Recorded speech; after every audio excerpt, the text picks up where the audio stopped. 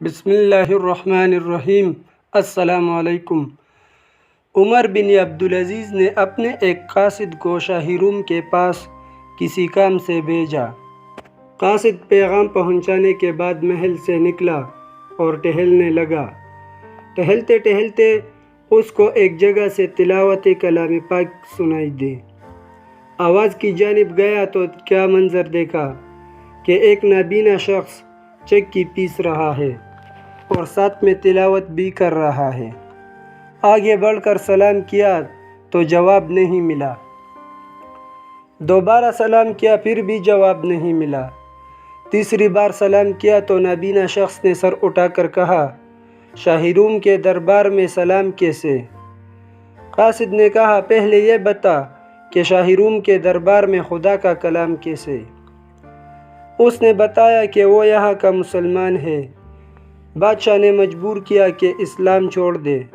انکار پہ سزا کے طور پہ دونوں آنکھیں نکال دی اور چکی پیسنے پہ لگا دیا۔ معاملات طے کرنے کے بعد قاصد واپس آیا تو عمر بن عبدالعزیز کے سامنے اس قیدی کی بات بھی رکھ دی۔ کیا لوگ تھے وہ بھی؟ عمر بن عبدالعزیز نے کوئی مذمتی بیان جاری نہیں کیا، 5 یا 10 منٹ کی خاموشی اختیار کرنے کا حکم نہیں دیا، اجلاس نہیں بلایا، بلکہ کاغذ قلم لیا اور یہ تحریر شاہی روم کو لکھ بھیجی۔ اے شاہی روم، میں نے سنا ہے کہ تیرے پاس ایک مسلمان قیدی ہے اور تو اس پر ظلم روا رکھتا ہے۔ میری یہ تحریر تیرے پاس پہنچنے کے بعد تو نے اس قیدی کی رہائی کا پروانہ جاری نہیں کیا تو پھر ایسے لشکری جرار کا سامنا کرنا جس کا پہلا فرد تیرے محل میں ہوگا اور آخری میرے دربار میں۔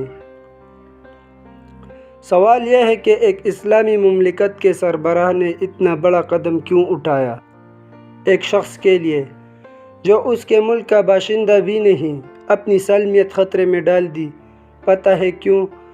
کیونکہ انہیں معلوم تھا کہ اگر ایک مسلمان کی حرمت خانہ کعبہ سے بڑھ کر ہے تو جغرافیائی حدود سے بھی بڑھ کر ہے۔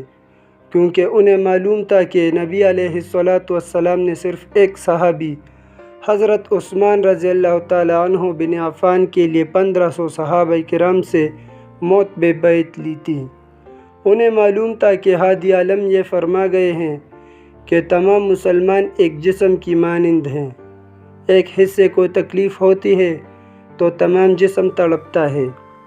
انہیں معلوم تھا کہ ہم ایک امت ہیں اور جب سے یہ نظریہ ہم سے اٹھا ہے ذلیل و رسوا ہو رہے ہیں۔ آج باوجود اس کے کہ دنیا میں 1.5 ارب مسلمان موجود ہیں، لیکن شامی بچی آخری ہچکیاں لیتی ہوئی کہتی ہے، میں رب کو جا کر سب کچھ بتاؤں گی۔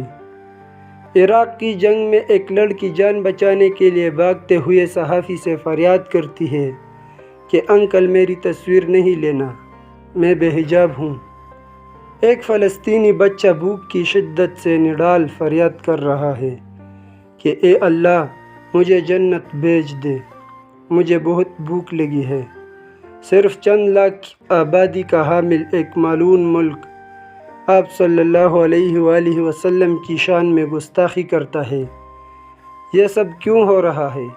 کیونکہ انہیں معلوم ہے ہم میں سے کوئی پاکستانی ہے، کوئی سعودی، اماراتی اور کوئی ملیشین۔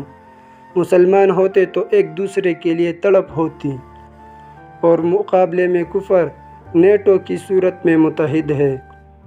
اور حد تو یہ ہے کہ اسلامی مملکت کے سربراہان کہتے ہیں کہ ہم نیٹو کے فرنٹ لائن اتحادی ہیں۔ صرف عشق کی نہیں، ذلت کی بھی انتہا نہیں ہوتی۔ دوستو، اگر ویڈیو پسند آئی ہو تو لائک اور چینل کو سبسکرائب ضرور کریں۔ شکریہ۔